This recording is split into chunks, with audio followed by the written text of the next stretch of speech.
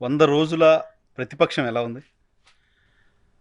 100 రోజుల ప్రతిపక్షం బాగుందని అనుకుంటున్నా. అంటే మా బావుందా? పాత్ర హ్మ్.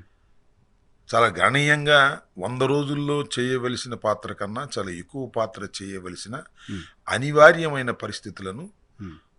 ప్రభుత్వం క్రియేట్ చేసింది. ప్రభుత్వం క్రియేట్ చేసింది మీకు. ఒక విధంగా చెప్పాలంటే government has giving so much of weapons to fight against Chandrababu Naidu. హుహు. చాలా ఆయుధాలను మాకు ఇస్తుంది. హ్మ్. చాలా అసత్య ఆరోపణలు చేస్తుంది. హ్మ్. అవి అసత్య ఆరోపణలు అని చూడంగానే అర్థమయ్యే విధంగా. హ్మ్. కాకపోతే అంటే పత్రికలు చదివితే అన్ని సత్యమైన ఆరోపణలాగా అనిపిస్తాయి. అనిపిస్తున్నాయి. ఎందుకంటే ఎక్కువ పత్రికలు వాళ్ళకి సపోర్ట్ చేస్తున్నాయి కాబట్టి ఆ! వాళ్ళ ఆర్గ్యుమెంట్నే చెబుతూ ఉంటారు. హ్మ్. కానీ కొద్దిగా విచక్షణ ఉపయోగించితే ఇవన్నీ కూడా అసత్యమైన ఆరోపణలు, కావాలని చేస్తున్నారు, కక్షతో చేస్తున్నారని చాలా క్లియర్గా అర్థమైపోయి. కాకపోతే ఎవరు ఎక్స్ప్రెస్ చేయకపోవచ్చు. ఎందుకంటే 100 రోజుల ప్రభుత్వం కాబట్టి ఏమో చంద్రబాబు నాయుడు గారిని మనం ఇప్పుడు ఎక్స్ప్రెస్ చేస్తే ఆయన మన ఏం చేస్తాడు అనేటువంటి భావన ఉంటే ఉండొచ్చు. అది క్రియేట్ చేశాడు గదా! ఒక భయం క్రియేట్ చేశాడు గదా! 100% బ్రేక్ క్రియేట్ అయింది. వైఎస్ఆర్ కాంగ్రెస్ పార్టీ శ్రేణులు బయటికి రావాలంటే భయపడే పరిస్థితి. వచ్చింది. చాలా చోట్ల దాడులు జరిగాయి. హ్మ్. చాలా చోట్ల హత్యలు జరిగాయి. హ్మ్. దోపిడీలు జరిగాయి. హ్మ్. ఇళ్ళు దహనాలు చేశారు. హ్మ్. ప్రాపర్టీస్ నష్టం చేశారు. హ్మ్. కొత్త భయాందోళనలో ఉన్నారు. హ్మ్. స్లోగా ఆ భయాందోళనన్నీ పోతున్నాయి. హ్మ్. ప్రభుత్వ వ్యతిరేకత బాగా పెరుగుతుందనేటువంటి భావన కలుగుతూ ఉంది. హ్మ్. చాలా ఎందుకనో మరి ఐ డోంట్ నో.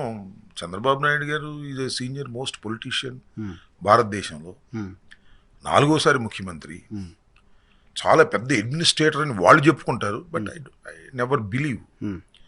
ఇవాళ చూస్తుంటే ఈ 100 రోజుల పాలనలో ఎన్ని అవకతవకలు, ఎన్ని అన్యాయాలు, ఎన్ని అధర్మమైన ఆరోపణలు కక్షతో చేసి ఫెయిల్ అవుతున్నాడు. వీలు కదా! మీరు చేసిన తప్పులన్నీ ప్రజల ముందు ఉంచే కార్యక్రమం ఇప్పుడు చేస్తున్నాము. తర్వాత పాలన కూడా ఉంటుంది గానీ, మీరు చేసిన తప్పులైతే చెప్పాలి కదా! దానిలో భాగంగానే చెప్తున్నామని ఆయన చెప్తున్నారు. ఏ తప్పు రుజువు చేయగలుగుతున్నాడు? హ్మ్.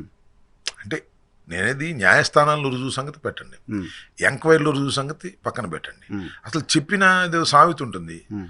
అబద్ధం చెప్పినా కథ అతికేటట్టు ఉండాలని. హ్మ్. తేలిపోతుంది కదా! మీరు ఒక్కటి నేను చెప్తాను. వరదలు వచ్చినాయి. హ్మ్. కృష్ణా నదిలో భారీగా వరద ప్రవహించింది. హ్మ్. చాలా పడవలు కొట్టుకొచ్చాయి. అన్ఎక్స్పెక్టెడ్గా వచ్చిన వరదప్పుడు పడవలు కొట్టుకొస్తాయి, పశువులు కొట్టుకొస్తాయి, కట్టెలు కొట్టుకొస్తాయి, చాలా కొట్టుకొస్తాయి. హ్మ్. కొన్ని చిన్న చిన్న పడవలు కృష్ణా బ్యారేజ్ సందులోంచి వెళ్ళిపోయాయి కిందకి. హ్మ్. ఒక పెద్ద పడవలు 3 మిగిలిపోయాయి. హ్మ్. ఈ 3 పడవలు జగన్మోహన్ రెడ్డి గారు, వైఎస్ఆర్ కాంగ్రెస్ పార్టీ, మా ఎక్స్ ఎంపీ సురేష్, హ్మ్.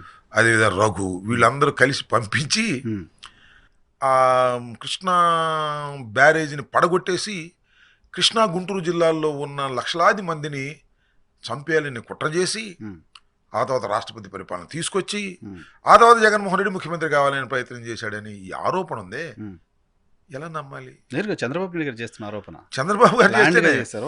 మొత్తం వాటిని లోపల ఇసుక పెట్టి వాటి నిండా ఎట్లా లోపల ఇసుక నింపి కొట్టారు అని. అసలు ఇదేంటి? హ్మ్. ఇప్పుడు ఎవరైనా ఏదైనా ఒక కట్టడాన్ని కూల్చేయాలి అనుకుంటే బాంబులు ఉపయోగిస్తారు, హ్మ్. లేదా మరొక ఆయుధాలు ఉపయోగిస్తారు. హ్మ్. అది కూడా ఎప్పుడు వరద వచ్చినప్పుడు. హ్మ్. పైగా ఎంత వచ్చింది వరద? 11,42,000 క్యూసిక్లు. హ్మ్. ఎప్పుడు రానంత వరద వచ్చింది. హ్మ్. వరదలో మరి ఆయన నీళ్ళు కూడా మునిగిపోయింది. హ్మ్.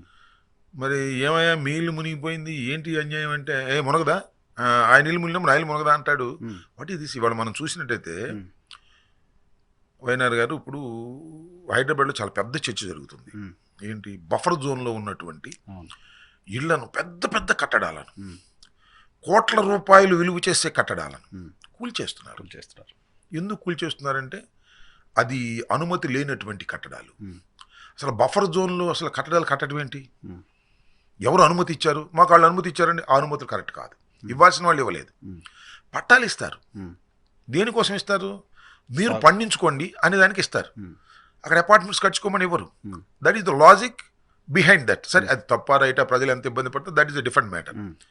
ఇవాళ ఏంటి సార్, కృష్ణా నదిలో దిస్ ఆల్సో బఫర్ జోన్. హ్మ్. మీరు బఫర్ జోన్‌లో ఉన్నది ఆయన అక్రమంగా కట్టారు. అన్నీ ఓకే. అన్నీ మీరు ఐడెంటిఫై చేశారు మీ ప్రభుత్వంలో ఉన్నప్పుడు.